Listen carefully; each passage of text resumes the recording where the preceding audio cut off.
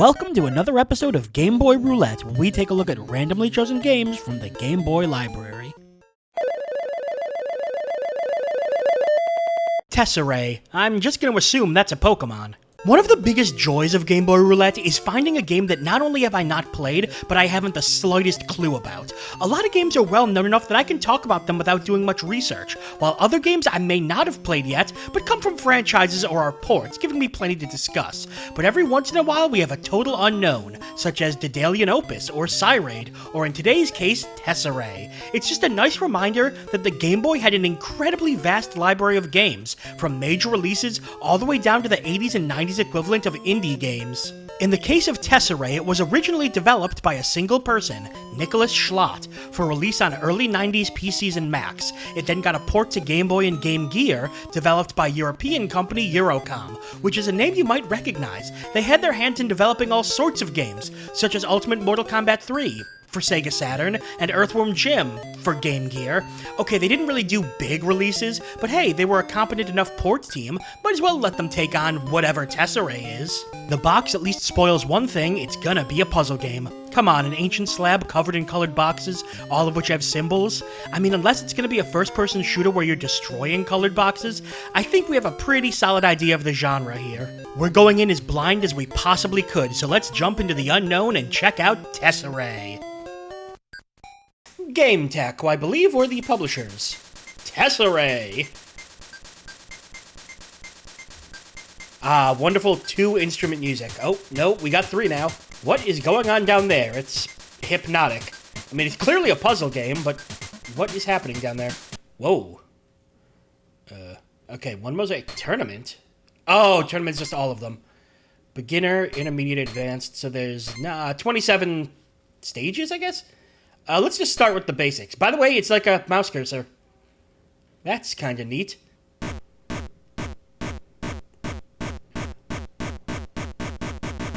There it is. But what do I do? You. Oh. Oh, to O? Oh! Oh, is it like pegs? Where you have to jump over things to make them disappear. You make that disappear, you make that disappear. I'm so good at this. But I can also do this. Oh! Oh, now it's 2. But I can't jump over that one now. What? Uh-oh. And I can't select that one. Or this one. I'm assuming the goal is to, get rid of everything. Except for one. That's how it usually is with games like pegs. So far, it's also controlling quite nice. I mean, it's pretty basic controls, but... I can dig it. But then how do I get rid of these, is my question. Oh, what? Oh! Oh, I can take away one of them by jumping over it with one of these shapes. Deal with that sentence. So if I do like this... Hang on, this should work. If I do this, it should turn it back to a square. No, it'll turn this... Whoa! Into a triple? Oh, God. Suddenly I'm very concerned. This seems really complicated. Then you go there. I know, right? New tiles. I really wish there was music. Like, the opening music was pretty good, and now there's nothing. Oh, B just undoes everything. That's nice. I think I'm starting to understand this game slightly. It's an interesting idea. It's like a more complicated version of pegs. The question is, can I beat one level? Oops. Can I beat one level in the time it takes to record? A safe man's bet is 4 no. Oh, wait, whoa. Oh, idea. I jump that to there. And no. Oh, If I'm jumping over it. Yeah, it's about what I land on. Oh, God. Uh-oh, my brain. My brain is no longer processing this. Here. Help. Oh, no. Why? This isn't how I wanted to start the new year. I wanted to feel smart. Okay, I'm getting somewhere... ... I think? No, I'm not. Everything's terrible. Okay, I gotta look up some rules. Is there like a manual I can find? Oh my sweet lord. Look at all of these rules! Oh God! Oh no! A primary tile may jump over a secondary tile only if one of the elements matches the primary tile. A cross primary cannot jump up over circle square. Tertiary tiles, oh god, what are those? Put it another way, oh god, there's a recap of the rules. Things you cannot do, beginner strategy. Why are video games so complicated? I mean, I'm liking it a lot. I definitely think it's the kind of game where if I put hundreds of hours into it, I'd probably learn all the rules and get good at it. Okay, for now, let's not worry about secondary or tertiary or whatever. This game is crying out for more music, though. Because that's the thing, when you're playing a puzzle game, it's nice to think, but it's also nice to have some music to actually listen to and enjoy. I don't know, maybe that's just me.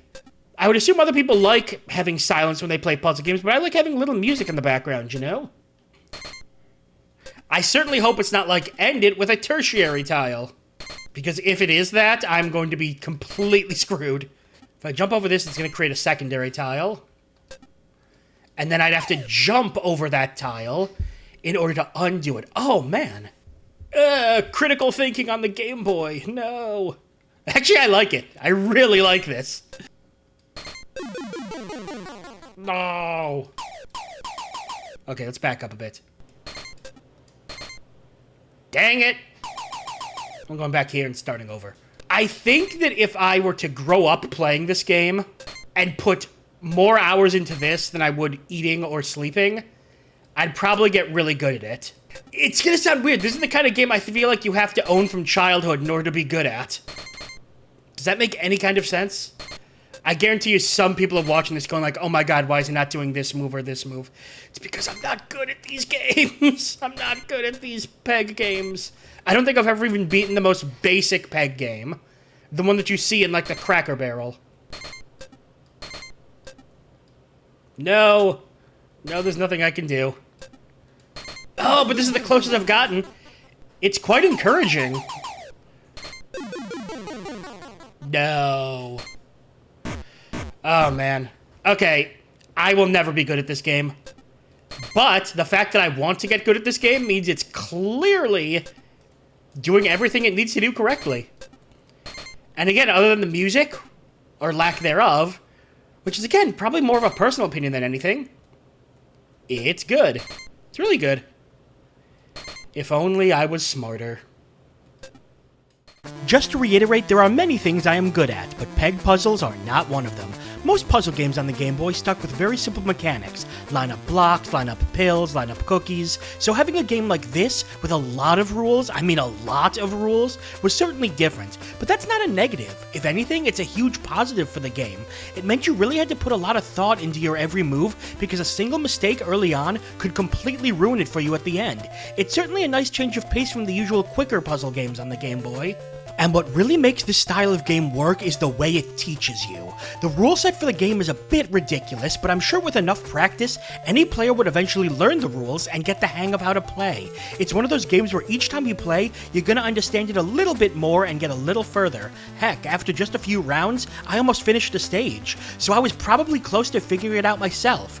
Yeah, I'll just keep telling myself that. The point is, it's an absolutely ideal difficulty curve for a puzzle game. It's always nice to find an unknown game on the Game Boy, and even more so when it ends up being great. If you haven't played this one, give it a chance, but be prepared for a few headaches as you learn. Now, to build my confidence back up, I'm gonna go play something that's a touch easier. I was thinking of starting with Elmo's 1-2-3s. And that's all for another episode of Game Boy Roulette. Make sure to subscribe so you can follow the series as we continue to dig through the Game Boy vault. I'm Brian J, and I'll see you next time.